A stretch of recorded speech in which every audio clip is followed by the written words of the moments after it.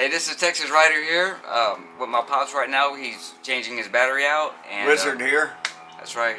And he bought one on Amazon because he was having issues with his battery.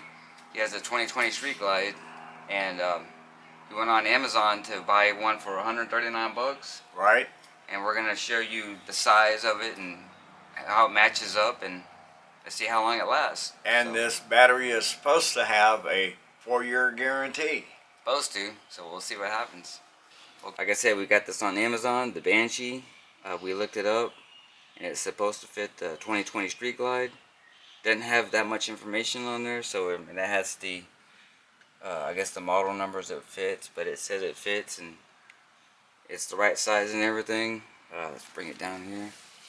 Everything looks like it should fit, so we'll find out. We got the battery in. Everything looks good. Everything nice and tight. So this already came charged, so let's find out what happens. Start it up.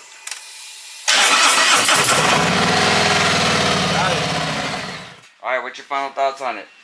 I think it might be a good buy. So we'll keep you informed, and we'll send out some videos, and we'll see you next time. See you later. Later.